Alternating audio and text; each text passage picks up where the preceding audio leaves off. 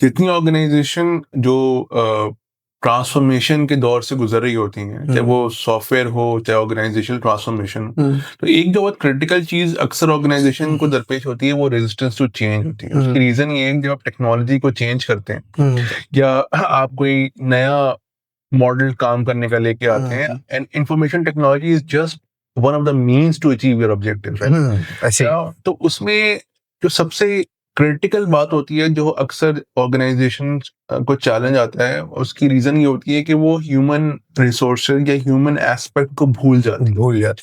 क्योंकि देखिए, सॉफ्टवेयर हो या टेक्नोलॉजी हो, चलाना उसने इंसान ने है। अच्छा, हर ऑर्गेनाइजेशन का एक रिच कल्चर होता है डिपेंडिंग अपॉन कि वो कितने अरसे से एग्जिस्ट करती है और ऑपरेट कर रही है। तो वहाँ का जो कल्चर होता है वो बन चुका होता है और बहुत ज्यादा पुख्ता हो चुका होता है। बिल्कुल। सो अचानक से एक नया आइडिया आता है, या फॉर एग्जाम्पल टॉप मैनेजमेंट सोचती है कि हम अपने नए डायरेक्शन में जाएंगे, लेकिन ऑन द अदर हैंड जो मिडिल मैनेजमेंट होती है या जो नीचे ग्राउंड लेवल पे लोग काम कर रहे होते हैं, उनको और जो ऊपर जो लोग मौजूद होते हैं उनके दरमियान एक डिस्कनेक्ट होता है। बिकॉज आइदर तो विजन जो जो जिस लिए वो चेंज लाई जा रही है वो कैस्केड नहीं होता, या नीचे वाले लोग उसमें बिलीव नहीं कर रहे होते, कि उनको लगता है कि यार हम 40 साल से 30 साल से 20 साल से एक तरीके से काम करते चले आ रहे हैं, कल से एक नए तरीके से काम करना कैसे शुरू हो जाएगा ऐसे अचानक। सो उस बिलीफ को, जो लिमिटिंग बिलीफ बन जाता है, उसको आपको हल करना बहुत इंपॉर्टेंट होता है। बहुत इंपॉर्टेंट। उसके लिए जो सबसे इंपॉर्टेंट चीज होती है कि आप communication has to be very clear.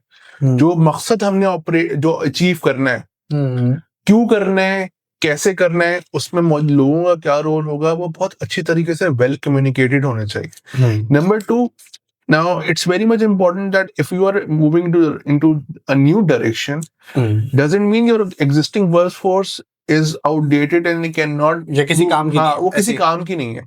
होता ये है कि अगर वो पुरानी टेक्नोलॉजी पे काम कर रहे हैं तो उनको नए टेक्नोलॉजी से आगे ही कौन देगा, वो लोग या हम लोग जो कि इस चीज को, आइडिया को सक्सेसफुल करना चाहते हैं।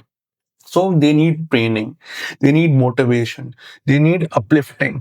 Now इन तमाम चीजों को प्रोजेक्ट में या इनिशिएटिव के अंदर जो है ना वो अकाउंट फॉर नहीं किया जाता, और फिर लोग फॉल्टर करना शुरू कर देते हैं, क्योंकि ऑब्वियसली उनकी पेस, उनकी समझ, या फॉर एग्जांपल उनके जो इनसिक्योरिटीज होती हैं उनको लिमिट करती हैं 100% कन्वर्ट होने में नए आइडिया।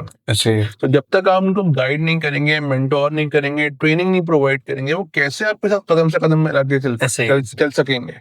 सो एक बहुत पेशेंट काम होता है जिसमें ह्यूमन रिसोर्सेज डिपार्टमेंट का भी बहुत अहम किरदार होता है। And it's not just information technology department who drives it, everybody is part of the transformation journey. So that's how it is done. अच्छा, अब ना सवाल के असल पार्ट की तरफ आते हैं कि रेजिस्टेंस ऑफ चेंज को कम कैसे किया जा सकता है। जब आप लोगों को पार्टिसिपेट करवाएंगे, उनकी इनसिक्योरिटीज को दूर करेंगे, एंड मोस्ट इम्पोर्टेंटली उनको वैल्यूएबल फील करेंगे। If they are helping you achieve, acknowledge them, recognize them, right. देखिए, सबसे पहले लोग रिकग्निशन, रिवॉर्ड की बात करते हैं, लेकिन उससे पहले चीज आती है acknowledgement. Appreciation is always comes later. अगर आप एक्नॉलेज भी कर रहे हैं किसी को कि यार आपने इस काम में एक आपका एक जो है ना कंट्रीब्यूशन था, well done. So when I acknowledge something, well done always comes later.